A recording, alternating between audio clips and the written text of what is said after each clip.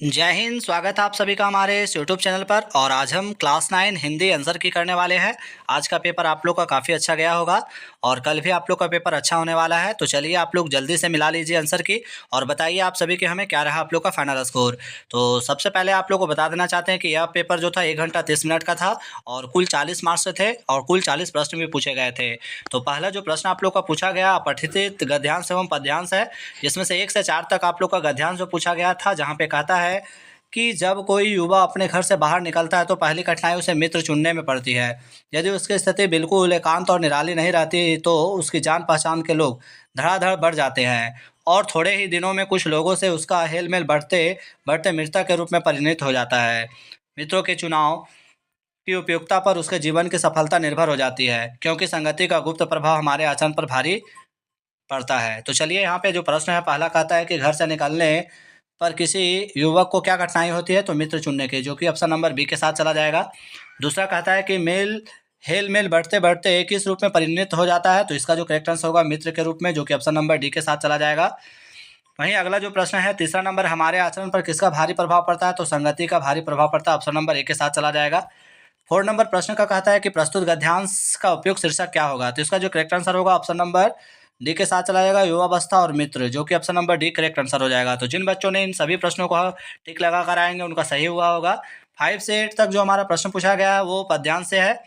और काव्यांश काव्यांश में जहाँ पे हमारा कहता है कि पर्वत कहता शीश उठाकर तुम भी ऊंचे बन जाओ, सागर कहता लहराकर मन में गहराई लाओ, पृथ्वी कहती है धैर्य ना छोड़ो कितना हो सर पर भार, नभ कहता है फैलो इतना देख लो तुम सारा संसार, समझ रहे हो क्या कहती है उठ उठ गिर गिर तरंग तरंग, भर लो अपने मन में मीठी मीठी मृदल उमंग। काफ़ी अच्छा काव्यांश है मेरे प्यारे बच्चों, और आप लोग उम्मीद करते हैं कि बहुत अच्छे से बनाकर आए होंगे। पहला कहता है कि पर्वत हमें क्या संदेश देता है, तो ऊंचा बनने का, जो कि ऑप्शन नंबर बी के साथ चला जाएगा। 6 नंबर प्रश्न पूछा गया समुद्र से हमें क्या सीख मिलती है, तो विचारों में गहराई की, जो कि ऑप्शन नंबर सी के साथ चला जाएगा। 7 नंबर प्रश्न कहता है कि पृथ्वी हमें क्या सीख देती है, तो धैर्य ना छोड़ने की सीख देती है, ऑप्शन नंबर ए के साथ चला जाएगा। और 8 नंबर प्रश्न कहता है कि तरंग हमें अपने हृदय में क्या भरने के लिए कहती है, तो उल्लास और उमंग भरने के लिए कहता है, जो कि ऑप्शन नंबर डी के साथ चला जाएगा। अब हमारा व्याकरण से जो प्रश्न खंड खा में पूछा गया है 9 से लेकर 20 तक, जहाँ पे प्रश्न 9 नंबर कहता है जो शब्दांश किसी शब्द के अंत में जुड़कर उसके अर्थ में परिवर्तन ला देते हैं उसे क्या कहते हैं, तो प्रत्यय कहते हैं, जो कि ऑप्शन नंबर बी के साथ चला जाएगा। 3 नंबर कहता है अधिकारी शब्द में कौन सा उपसर्ग है, तो अधि जो हमारा हो जाएगा उपसर्ग हो जाएगा, ऑप्शन नंबर ए। जिन बच्चों ने बनाकर आए होंगे उम्मीद करते हैं काफ़ी अच्छा आप लोग का पेपर गया होगा। वीडियो को जितना ज़्यादा हो सके लाइक सब्सक्राइब शेयर करना ना भूलेंगे। 11 नंबर प्रश्न कहता है मेरे पास 5 पुस्तक है, 5 कैसा विशेषण है, तो संख्यावाचक विशेषण का यहाँ पे बोध हुआ, ऑप्शन नंबर बी के साथ चला जाएगा। और 12 नंबर प्रश्न कहता है कि सम्मान का सही विशेषण रूप क्या होगा, काफ़ी अच्छा प्रश्न है, तो इसका सी चला जाएगा सम्मानित, ऑप्शन नंबर सी।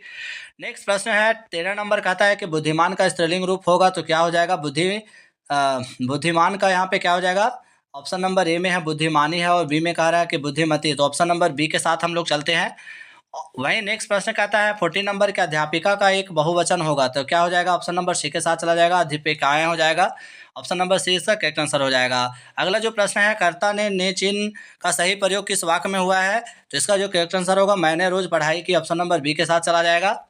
अगला प्रश्न है 16 नंबर कहता है कि पर्वत का पर्यायवाची शब्द कौन नहीं है, तो इसका जो करेक्ट आंसर होगा किसके साथ चला जाएगा, तो 16 का correct answer option number D के साथ चला जाएगा, परवीन जो इसका पर्यायवाची शब्द नहीं होगा। 17 कहता है अंधकार का सही विलोम क्या हो जाएगा, तो अंधकार जो सही विलोम हो जाएगा प्रकाश हो जाएगा, ऑप्शन नंबर बी के साथ चला जाएगा। वहीं 18 नंबर का हमारा कहता है 18 में कि एड़ी चोटी का जोड़ लगाना मुहावरे का सही अर्थ क्या है, तो इसका जो करेक्ट आंसर होगा क्या चला जाएगा, बहुत प्रयत्न करना, यानी कि बहुत कोशिश करना, ऑप्शन नंबर ए के साथ जाएगा। वहीं 19 नंबर प्रश्न आप लोग का पूछा गया कि सदा सादा का सही अर्थभेद कौन सा है, तो हमेशा सरल, ऑप्शन नंबर बी जिन बच्चों ने बनाया उनका करेक्ट हो जाएगा। वहीं 20 यानी 20 नंबर प्रश्न है कि सुयश ने पढ़ाई की और खेलने चला गया, यह किस प्रकार का वाक्य है, मेरे प्यारे बच्चों यह जो वाक्य होगा वो क्या हो जाएगा, संयुक्त वाक्य होगा, ऑप्शन नंबर बी के साथ चला जाएगा। अब यहाँ पे खंडगांव में आप लोग का पाठ्य पुस्तक से पूछा गया है, जो कि दो बैलों की कथा से पहला गद्यांश है। चलिए एक बार पढ़ लेते हैं कि दोनों ने अपनी मुख भाषा में सलाह की, एक दूसरे को कनखियों से देखा और लेट गए।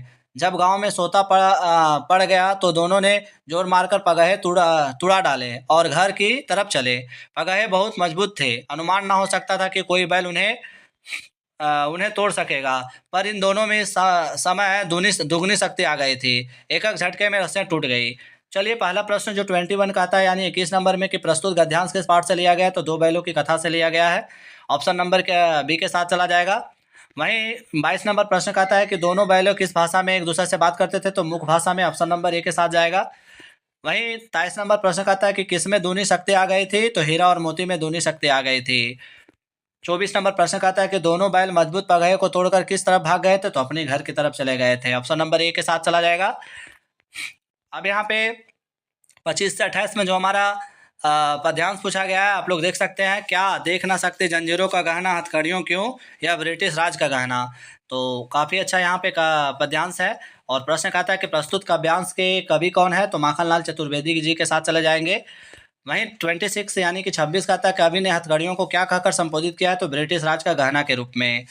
अगला जो 27 का प्रश्न कहता है कि प्राचीन भारत की जेलों में किससे मोट खिंचवाए जाते थे, तो ये हो जाएगा भारतीय कैदियों से खिंचवाए जाते थे।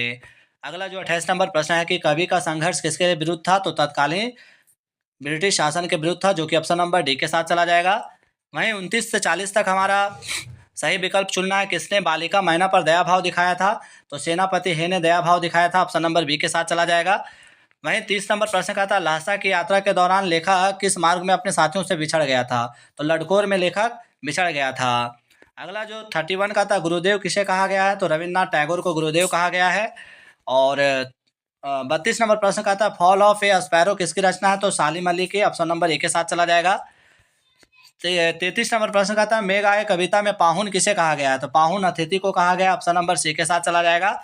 और 34 यानी 34 का था कि किसको सब श्वासों के श्वास में कहा गया, तो ईश्वर को कहा गया मेरे प्यारे बच्चों। सी इसका करेक्ट आंसर हो जाएगा।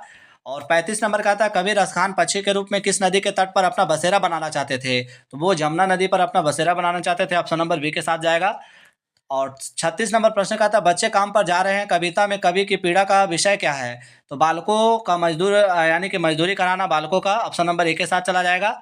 और 37 नंबर में आप लोग देख सकते हैं कि माटी वाली ने 2 रोटियों में से एक रोटी किसके लिए छिपाई, तो पति के लिए छिपाई थी। और 38 यानी 38 नंबर का था रामस्वरूप अपनी बेटी की कौन सी शिक्षा छिपाते थे, तो उस शिक्षा को छिपाते थे। 39 नंबर का था मेरे संग की औरतें पाठ में किसका हृदय परिवर्तन होता है, तो चोर का, जो कि ऑप्शन नंबर सी के साथ चला जाएगा। आखिरी प्रश्न की ओर हम लोग पहुंच चुके हैं। और जितना ज़्यादा हो सके लाइक सब्सक्राइब शेयर कर दे। इस जल प्रलय में पाठ में किस शहर में बाढ़ आई, तो पटना में आई थी। तो चलिए आप लोग मिलाइए और बताइए कि क्या रहा आप लोग का फाइनल स्कोर। जय हिंद जय भारत।